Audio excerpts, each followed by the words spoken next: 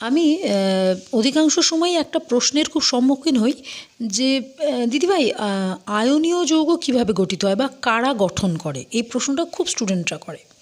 দেখো, আয়নীয় যৌগ গঠিত হয় কী দিয়ে? আয়ন দিয়ে।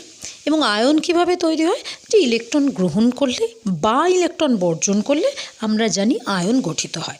এবার কারা ইলেকট্রন গ্রহণ করে বা কারাই বর্জন করে?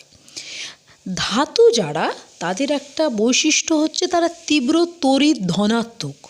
তার মানে তারা তাদের আধান সবসময় পজিটিভ রাখার চেষ্টা করে। এবার পজিটিভ রাখবে কিভাবে? তাদের ভেতরে যে নেগেটিভ বা ইলেকট্রন আছে সেটাকে ত্যাগ করে। আর অধাতু যারা, তারা হচ্ছে তীব্র নেগেটিভ, তড়িৎ ঋণাত্মক। তারা কিভাবে করবে? তারা ইলেকট্রনটাকে গ্রহণ করে নেবে। তাহলে ধাতু ইলেকট্রন ছাড়ছে আর অধাতু ইলেকট্রন গ্রহণ করছে। তাহলে ধাতু আর অধাতু মিলে কি তৈরি হচ্ছে? আয়নীয় যৌগ বা তড়িৎ